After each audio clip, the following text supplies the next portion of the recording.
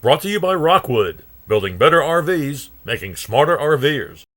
And hello again, everybody. Alan Warren here, the RV Wingman. Welcome to today's show.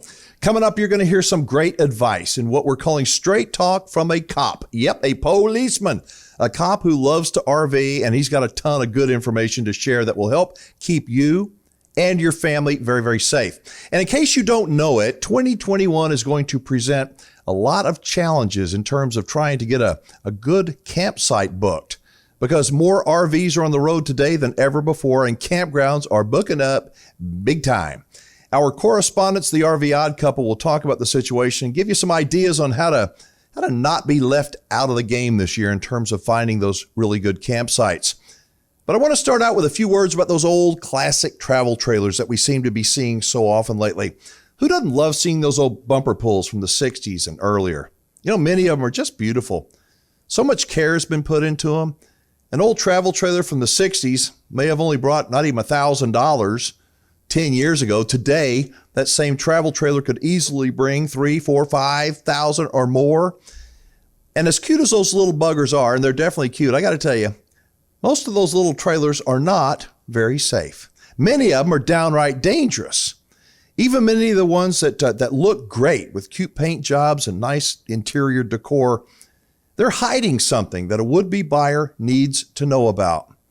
Unless the trailer has been completely restored, and I mean all the way down to the frame and flooring, there's most likely some rot, maybe more than some. There may be decades of rot hiding underneath that pretty paint job and cute interior.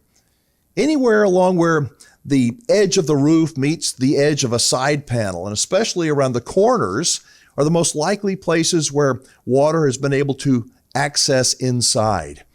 Keep in mind that those decades-old travel trailers were built with wood framing, and many of those were built using regular-grade plywood flooring and not marine-grade plywood flooring. A little aside here, the reason that regular plywood flooring is so susceptible to rot from water damage is that it is made with these little tiny air pockets and spaces in between the layers. If it gets wet, it can trap that moisture inside forever. I recently visited with a lady who restores old classic travel trailers, learned a lot. She essentially said that taking on a remodel of a classic travel trailer can be like finding a loose string on your clothing. You know, you start to pull on it, your clothes come apart. The same woman, she's currently remodeling an old Prowler travel trailer from the 70s.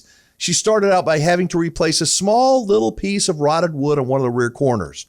Once she started tearing into the project, one thing led to another, and now she has had to literally take off the whole back and both sides all the way off, and I mean all the way off. She had to remove the entire roof too, yeah.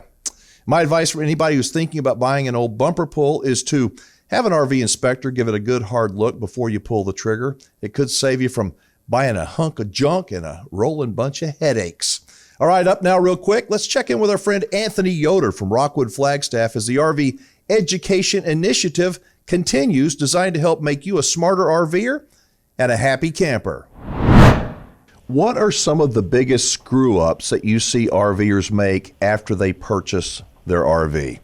I mean, is it they overload it? Is they don't do their proper maintenance? What are the biggest screw-ups that you see RVers make that have purchased an RV? Not listening to their wife when their wife tells them they're close to a tree. No. I think you're right. I think you're exactly right. You know, there's a T-shirt I've seen out there. It's like, love is staying together after backing up the trailer.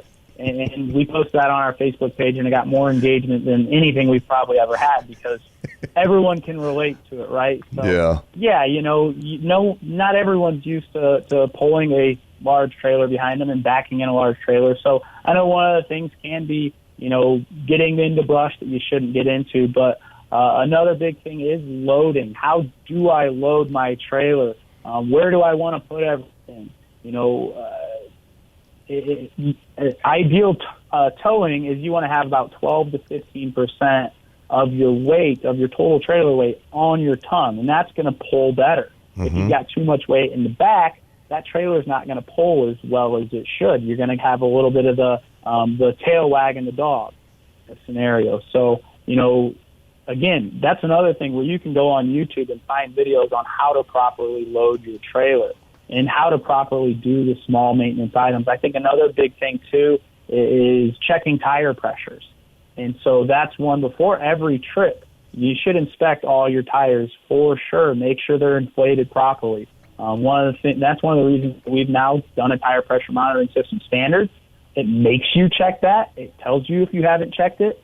But I think that's a big one there. And then another common thing is just seals, checking your seals. You know, a lot of people think about the warranty on the roof and say, okay, it's got a 12-year roof membrane warranty. I don't have to do anything to it. Well, no, that 12-year membrane is just on the membrane itself. It's not on the seals. It's not on everything else up there. That's an item that you want to get up there and check 3 to 4 times a year and make sure that it's all still intact. Water comes from up to down, and it's going to start at the roof. And if you don't check your roof, you can have have some of those issues. And by the time you see a crack, an opening in the roof, it could be too late. That's why you say get up there 3 or 4 times a year, or have someone do it, because when it's too late, it can become very expensive. Talk with me about warranty issues, Anthony. In terms of warranties and claims, I read in these forums how people they get angry because they feel they're getting the runaround from the dealer or the runaround from the manufacturer, and they drag out the process. Where are we as an industry in terms of getting parts and how long it takes to get things fixed? Because I hear some stories I don't want to hear. Right, for sure. And I'd be a fool to think that we can't improve as an industry. I know we can even improve as a division here.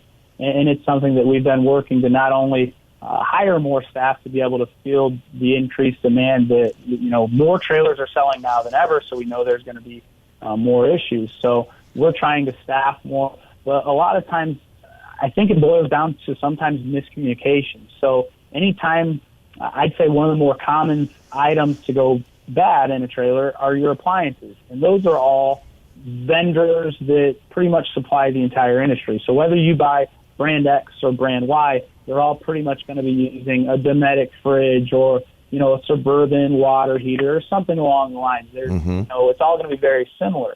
And a lot of times that communication falls short where, as the manufacturer, we go through the vendor for all information, but there's certain things we need from the dealership to be able to claim our own warranty with our vendor so that we don't have to just eat that entire cost. And so just building new trailers, we're running into some of those issues. It is something that is absolutely improving now, but yeah, there is a major part shortage, but our goal here is once we get those, we'll actually hold up a production model that's for stock for a dealer and send out a part or piece if we know we're short to then take care of a customer's unit that's waiting there at the dealership. So that's something just internally that we've decided to do. We'd rather hold up a stock unit than keep you and your family from camping for a couple weeks. So.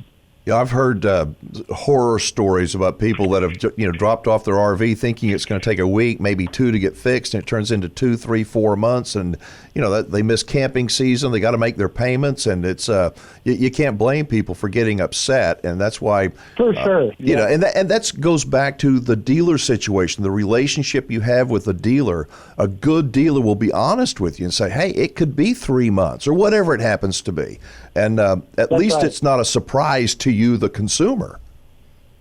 Yeah, you'll still be upset that it's going to take that long, but having that transparency and having a relationship with a dealer, you're going to be more likely to get that transparency. So, it's something that we all don't want to have to think about, the service side of things, but in reality, it's something that if you own a car, if you own a trailer, if you really own anything with parts and pieces that are moving, it's the reality that eventually there's going to be something where servicing is involved.